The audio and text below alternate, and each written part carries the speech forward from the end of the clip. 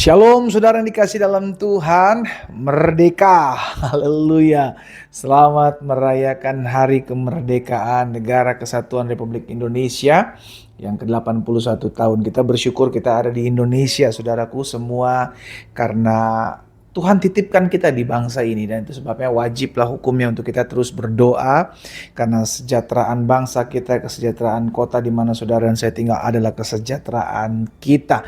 Tapi pondasi kita juga harus kuat, pondasi kita harus bersandar sama firman, bersandar pada ketetapan, mau hidup diatur dan dituntun bukan karena apa yang banyak orang katakan lalu akhirnya kita mudah terpengaruh gitu ya. Jangan, tapi kita tetap terus berdoa sehingga bangsa Indonesia ini tetap dalam perlindungan Tuhan. Haleluya. Dimanapun Bapak Ibu Saudara berada, kita akan sama-sama kembali merenungkan firman Tuhan. Kita berdoa.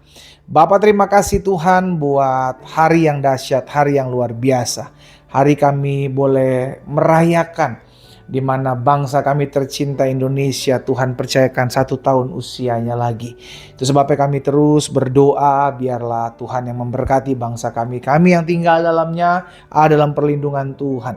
Dan kami juga berdoa, sebentar kami akan merenungkan firman-Mu. Roh Kudus mengurapi kami, menuntun dan mengajarkan kami sehingga kami boleh mengerti akan kebenaran yang memerdekakan kami. Di dalam nama Tuhan Yesus Kristus kami berdoa. Haleluya. Amin. Amin. Amin. Saudara dikasih dalam Tuhan, firman Tuhan katakan dalam Imamat 19 ayat 18. Janganlah engkau menuntut balas. Sama-sama bilang sama saya, pembalasan adalah milik Tuhan. Amin. Firman Tuhan katakan jangan engkau menuntut balas dan jangan menaruh dendam ya terhadap orang-orang sebangsamu, melainkan kasihilah sesamamu manusia seperti dirimu sendiri. Akulah Tuhan. Saudara, ketika seseorang menuntut balas atau menaruh dendam terhadap yang lain atau sesamanya, seorang yang menyakitinya, mungkin seorang yang mengkhianatinya, seorang yang memfitnah dia, itu dendam maupun rencana untuk pembalasan itu semua bermula dari hati. Ya, semua itu bermula dari hati. Hati yang pahit karena perlakuan orang, hati yang dendam karena sikap perlakuan orang, bahkan mungkin perkataan orang terhadap dirinya. Dia mulai simpan, akhirnya jadilah yang namanya balas dendam. Ya kan? Dan semua itu bermula dari hati. Berbeda dengan hati yang sudah dimerdekakan oleh Kristus. Ini yang perlu kita ingat, ya. Hati yang sudah dimerdekakan akan melakukan seperti apa yang Allah sampaikan. Melainkan kasihilah sesamamu manusia seperti dirimu sendiri. Hati yang sudah dipulihkan, hati yang sudah dimerdekakan dari dendam, dari sakit hati, dari kepahitan, dari luka masa lalunya, dia baru bisa mengampuni, dia baru bisa mengasihi sesamanya. Namun kalau hatinya belum dimerdekakan dari ego, iya kan? Suka-suka saya dong pendeta, dia terlebih dahulu lakukan sesuatu yang jahat. Tapi kalau hatimu masih terikat dan belum dimerdekakan dari kepahitan, maka itu yang akan terjadi. Hati yang masih terikat terhadap ego, hati yang masih terikat kepada luka, kepahitan, hati yang masih terikat kepada dendam, sakit hati, kecewa. Hati itulah yang gampang sekali membalas dan melakukan apa yang jahat buat orang-orang yang pernah menyakiti hatinya. Tapi kan tidak seperti itu yang Tuhan ajarkan hari ini firman-Nya. Melainkan kasihilah sesamamu manusia seperti saudara dan saya mengasihi diri kita sendiri. Gak ada orang yang membenci dirinya, saudara. Seorang akan mengasihi dirinya sendiri. Makanya ada istilah me time, ya kan? Waktu untuk saya. Saya mau ini, saya mau itu, saya mau lakukan ini, saya mau lakukan itu. Waktunya untuk saya lah. Orang akan treat dirinya lebih baik. Saudara dikasih dalam Tuhan. Sedangkan firman Tuhan hari ini mengajarkan kepada kita, kasih sesamamu manusia seperti engkau mengasihi dirimu sendiri. Itu sebabnya kenapa ketika seseorang datang kepada Tuhan, dipulihkan oleh Tuhan, maka yang pertama kali dipulihkan, pertama kali dimerdekakan adalah hatinya. Kenapa? Karena Amsal katakan hati adalah pusat kehidupan. Jagalah hatimu dengan segala kewaspadaan, karena dari sanalah, dari hatilah terpancar kehidupan. Itu sebabnya ketika seorang datang sama Tuhan, yang pertama kali Tuhan pulihkan, yang pertama kali Tuhan merdekakan adalah hatinya. Supaya hatinya tidak lagi terbelenggu dengan luka. Karena hati yang luka akan cenderung melukai orang lain, sikapnya, perkataannya. Yang pertama kali dimerdekakan oleh Tuhan adalah hatinya, supaya hatinya tidak lagi terikat dengan hal-hal yang membuat dia luka. Nah, itu sebabnya penting untuk kita memiliki hati yang dimerdekakan. Bukan hanya negara kita saja, saudara, yang hari ini merayakan kemerdekaan. Maka hati kita pun juga hari ini harus dimerdekakan. Sama-sama taruh tangan kanan kita di dada.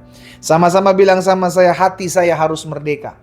Sama-sama bilang sama saya, merdeka dari dendam, merdeka dari iri hati, merdeka dari kepahitan, merdeka dari luka. Dalam nama Yesus terjadi. Amin. Itu sebabnya hari ini saya berdoa buat setiap umat Tuhan, agar hatinya dimerdekakan dari setiap belenggu, ikatan, luka, apapun yang akhirnya cenderung membuat kita jauh dari Tuhan. Seorang yang hatinya sudah dimerdekakan, saudara, tidak akan mudah menyimpan sesuatu yang jahat kembali di hatinya. Dia akan pikir berulang-ulang, kalau hal ini saya simpan di hati, nanti hati saya terluka lagi. Dia akan belajar dari pengalaman. Ketika Tuhan sudah memulihkan hati seseorang, ketika Tuhan sudah memerdekakan hati tersebut, maka orang akan memikirkan 1000 kali bahkan lebih untuk memasukkan sesuatu yang jahat dalam hatinya. Ya, saudara ketahuilah, pembalasan dendam hanya untuk orang yang hatinya masih terikat dengan kebencian. Pembalasan, kedendaman, luka hati, kecewa, itu hanya untuk seorang yang hatinya masih terikat, belum dimerdekakan, masih terikat dengan kebencian. Kita yang bisa cek diri kita. Kita bisa telusuri. Kira-kira hati saya udah merdeka belum ya? Ketika kita gampang sekali nyakitin hati orang, nyakitin orang lain dengan perkataan kita, jangan-jangan hatimu belum terlepas atau belum dimerdekakan dari sakit hati sehingga mulutmu kasar. Ketika perlakuan kita terhadap suami, terhadap istri masih menyimpang, masih kepahitan, masih luka, masih sakit hati, jangan-jangan hatimu belum dimerdekakan. Dari situlah kita bisa menilai apakah hati kita sudah dimerdekakan. Ayo, hari ini saya ajak setiap kita, momen di mana kita merayakan hari kemerdekaan bangsa kita, maka hari ini pun hati kita harus merdeka dalam nama Yesus. Merdeka dari kebencian, merdeka daripada dendam, merdeka daripada sakit hati, merdeka daripada luka lama, merdeka daripada kepahitan. Dalam nama Yesus. Izinkan saya berdoa buat setiap umat Tuhan yang hatinya rindu hari ini dimerdekakan. Bapa, aku berdoa di dalam nama Yesus, kami datang kepadamu, kami membawa hidup kami, terlebih kami membawa hati kami. Tuhan, selidiki setiap hati yang hari ini datang, membawa hidup dan hatinya ke dalam tangan Tuhan.